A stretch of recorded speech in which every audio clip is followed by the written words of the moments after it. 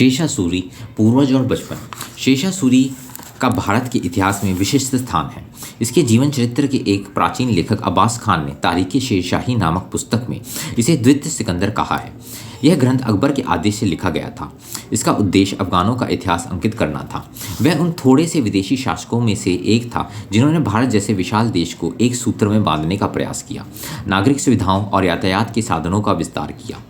इसने अनेक विदेशी आक्रमणकारियों का विरोध किया और इसे हिंदुस्तान के मूल निवासियों का स्नेह, सहयोग और समर्थन प्राप्त करने में सफलता मिली। इतिहासकारों का कहना है कि अपने समय में शेषा सूरी अत्यंत दूरदर्शी और विशिष्ट सूझबूझ का आदमी था। इसकी विशेषता इसलिए अधिक उल्लेखनीय है कि वह एक साधारण जागीरदार का उपेक्षित बालक था। उसने अपनी वीरता, अदम्य साहस और परिश्रम के बल पर दिल्ली के सिंहासन पर अपना कब्जा जमाया। जिन दिनों अफगान के साहू खेल कबीले के सरदार सुल्तान बहलोल ने दिल्ली के सिंहासन पर अधिकार स्थापित कर रखा था, उन दिनों देश की हालत बहुत खराब थी। हिंदुस्तान अनेक राज्यों में बटा हुआ था। कई स्वतंत्र सरदार राज्य कर रहे थे और उन्होंने अपने निजी सिक्के ढलवा रखे थे, खुतबा पढ़वाते थे और केंद्र शासक सुल्तान बहलोल का विरोध भी करते थे। सुल्तान बहलोल इस बात का बड़ा इच्छुक था कि अफगानिस्तान के अधिक से अधिक लोग आकर हिंदुस्तान में बसें। उसने अफगानों को नौकरी और जीविका के अनेक साधन प्रदान करने का वचन दिया। उसके स्नेह और उदारतापूर्ण निमंत्रण और आग्रह को स्वीकार कर अफगान लोग भारी संख्या में भारत में आने लगे और उन्हें उनकी इच्छा के अनुसार जागीरें और अन्य सुविधाएं भी मिलने लगी। सुल्तान बहलोल की इस उदारता से लाभ उठाने की इच्छा से भारत की ओर आकर्षित हुए लोगों में शेरशाह का पितामह इब्राहिम खान सूरी भी था, जो अपने पुत्र हसन खान सूरी को साथ लेकर अफगानिस्तान से हिंदुस्तान में आया था। उसके मूल निवास स्थान को अफगानी की भाषा में शरगरी और मुल्तानी भाषा में रोहरी कहा जाता था। सुर अफगान अपने को मोहम्मद सुर नामक सरदार का वंशज बताते थे, जिसका संबंध गौरी राजवंश से था और जो अपने देश से अफगानिस्तान में आ गया था। मोहम्मद सुर ने अफगानिस्तान में बस जाने पर सरदार की पुत्री से विवाह कर लिया था। शरगरी नामक स्थान गोमुल नदी के किनारे सुलेमान पर्वत के लगभग 12-14 मील 18-20 किलोमीटर लंबी एक श्रेणी पर बसा था। ये लोग सुल्तान बहलोल के जागीरदार मुहब्बत खान सुर की सेवा में भर्ती हो गए। इस मोहम्मद खान सुर सरदार को बहलोल ने हरियाणा और बहकला के तत्कालीन पंजाब स्थित परगणे जागीर में दे रखे थे। इब्राहिम खान सुर अपने परिवार सहित बजवाड़ा के परगने में रहने लगा। तारीख़ खान जहान लोदी के अनुसार शेरशाह का जन्म हिसार फिरोज़ा में सुल्तान बहलोल के शासन काल में हुआ। उसका नाम फरीद खान रखा गया। इब्राहिम के पौत्र और हसन के प्रथम पुत्र फरीद के जन्म की तिथि अंग्रेज इतिहासकार ने सन 1485-86 बताई है। शेषा सूरी पर विशेष खोज करने वाले भारतीय विद्वान श्री कालिका रंजन कानूनगो ने भी फरीद का जन्म काल सन 1486 माना है। कुछ समय बाद इब्राहिम खान ने मोहब्बत खान की सेवा छोड़ दी और हिसार फिरोज़ा के नायक जमाल खान साररग खानी की सेवा ग्रहण कर ली। इस सरदार ने उसे नारनौल के परगने में कई एक गांव देकर 40 घुड़सवारों की एक सैनिक टुकड़ी रखने के योग्य बनाया। फरीद खान बाद में शेरशाह के पिता हसन खान ने मसंदे अली उमर खान सरवानी कालकापुर की सेवा ग्रहण की। यह सरदार खाने आज़म की उपाधि से विभूषित था और सुल्तान बहलोल का मंत्री और कृपापात्र दरबारी था।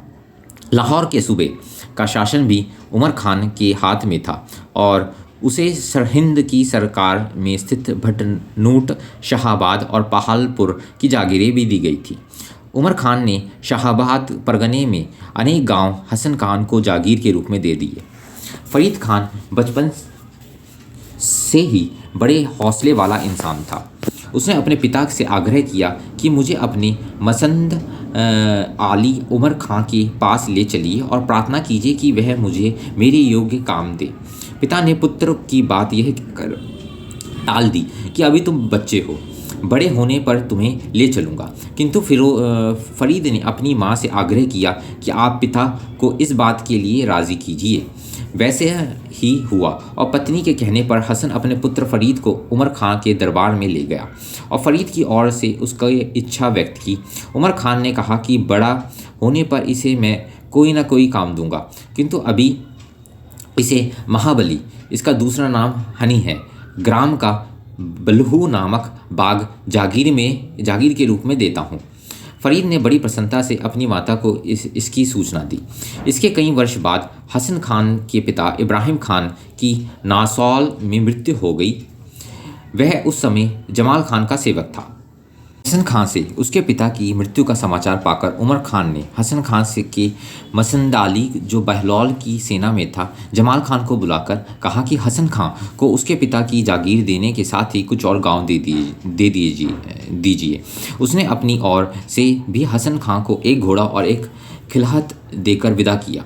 हसन खान ने जमाल खान की खूब सेवा कर उसे प्रसन्न कर दिया। बहलौल की मृत्यु हो जाने पर सिकंदर लोदी दिल्ली के सिंहासन पर बैठा। उसने अपने भाई बरबक खान से जौनपुर का सूबा जीत लिया। उसने जमाल खान को जौनपुर का शासक नियुक्त किया और उसे आदेश दिया कि वह 12,000 घुड़सवारों की व्यवस्था करके उनमें जौनपुर के सूबे की जागीरों के रूप में बांट दे।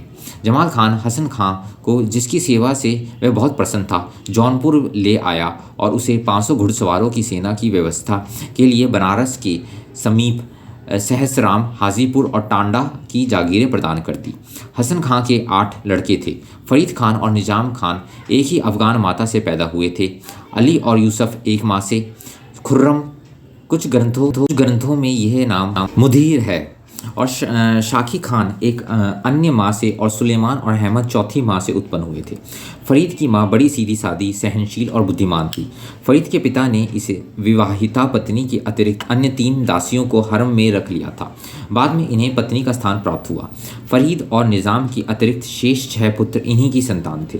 कुछ समय बाद हसन खान फरीद और निज़ाम की माँ से उदासीन और दासियों के प्रति आसक्त रहने लगा। वह सुलेमान और अहमद खान की मां के प्रति विशेष आसक्त था। वह इसे अधिक चाहने लगा था। इस कारण कौटुंबिक विवाद खड़ा होने लगा। हसन की यह चहेती सुलेमान और अहमद खान की मां फरीद और निज़ाम की मां से जलती थी, क्योंकि सबसे बड़ा होने के कारण फरीद जागीर का हकदार था। इस परिस्थिति में फरीद का दुखी होना स्वाभाविक था। पिता उसकी ओर से उदासीन रहने लगा। पिता पुत्र के आपसी संबंध कटु हो गए। इसका एक अच्छा फल भी हुआ। पिता की उदासीनता, माता की निष्ठुरता, माता की गंभीरता और परिवार में बढ़ते हुए विद्वेषमय वातावरण से बालक फरीद शुरू से ही गंभीर, दृढ़ निश्चय और आत्मनिर्भर होने लगा। यद्यपि नारनौल से सहसराम और ख्वासपुर पहुंचकर तथा वहां बड़ी जागीर पा जाने से हसन खान का दर्जा बढ़ गया था, तथापि फरीद और निज़ाम तथा इनकी माता के प्रति हसन के व्यवहार में अवनति ही होती गई। बाप बेटे का संबंध दिन पर दिन बिगड़ता ही गया। फरीद रुष्ट होकर जौनपुर चला गया और स्वयं जमाल खान की सेवा में उपस्थित हो गया। जब हसन खान को पता चला कि फरीद जौनपुर चला गया है, तब उसे यह भय हुआ कि कहीं वह जमाल खान से मेरी शिकायत न कर दे। अतः उसने जमाल खान को पत्र लिखा कि फरीद मुझसे रुष्ट होकर आपके पास चला गया है, कृपया उसे मनाकर मेरे पास भेज देने का कष्ट करें। यदि वह आपके कहने पर भी घर वापस आने के लिए तैयार ना हो, तो आप उसे अपनी सेवा में रखकर उसके लिए धार्मिक आचार शास्त्र की शिक्षा का प्रबंध करने की अनुकंपा करें। जमाल खान ने फरीद खान को बुलवाकर हर संभव विधि से उसे समझाने की चेष्टा की कि वह अपने पिता के पास वापस लौट जाए, परंतु उसने घर जाने से इनकार करते हुए उत्तर दिया, यदि मेरे पिता मुझे घर बुलवाकर मेरे अध्ययन की व्यवस्था करने के लिए चिंतित हैं, तो मेरे लिए जौनपुर में रहकर ही विद्याध्ययन करना अधिक उत्पन्न युक्त होगा, क्योंकि यहाँ पर बड़े बड़े विद्वान और योग्य व्यक्ति हैं। जमाल खान ने जब देखा कि फरीद खान जौनपुर में रहकर पढ़ना चाहता है, तब उसने कोई आपत्ति नहीं की। फरीद खान ने जौनपुर में रहते हुए अरबी भाषा, काजी शहाबुद्दीन की टीका सहित काफिया, व्याकरण का ग्रंथ और उनके अनेक प्राचीन राजाओं की जीवनियों को दत्ताचित्त होकर पढ़ना शुरू कर दिया। उसने कई दार्शनिकों के ग्रंथ पढ़े। उसने सिकंदरनामा, गुलिस्तान और बोस्ता आदि ग्रंथों का कंठस्थ कर लिया। सम्राट बन जाने के बाद भी जब कोई विद्वान उसके पास जीविका की योजना के लिए आता था, तो वह उससे हाशियाए हिंदिया के संबंध में पूछताछ किया करता था। यह पुस्तक उसे बहुत प्रिय थी। सम्राट बन जाने पर भी उसकी दिलचस्पी इतिहास के ग्रंथों और प्राचीन शासकों के जीवन चरित्रों के प्रति बराबर बनी रही। जिस ग्रंथ के बारे में भी वह दूसरों से प्रशंसा सुनता, उसे वह बड़े ध्यान से पढ़ता। बड़ा होने पर वह राज्य विस्तार के लिए युद्ध करता या शासन प्रबंध की देखभाल करता, तब भी पुस्तकों का अध्ययन किया करता था। पुस्तकों में लिखी बातों को वह जीवन में उतारने का सफलतापूर्वक प्रयास करता, इसलिए वह पुराने योद्धाओं और विजेताओं की कहानियाँ विशेष रूप में पढ़ा करता था। श्री कालिका रंजन ने शेरशाह फरीद खां के विद्या व्यसन की प्रशंसा में लिखा है कि बचपन में उसने साहित्य का जो अध्ययन किया, उसने उस सैनिक जीवन के मार्ग से उसे पृथक कर दिया जिस पर शिवाजी, हैदर अली और रणजीत सिंह जैसे निरक्षर वीर साधारण परिस्थिति से ऊंचे उठकर राजा की मर्यादा प्राप्त कर लेते हैं। भारत के इतिहास में हमें दूसरा कोई व्यक्ति नहीं मिलता जो अपने प्रारंभिक जीवन में सैनिक रहे बिना ही एक राज्य की नींव डालने में समर्थ हुआ हो। धन्यवाद।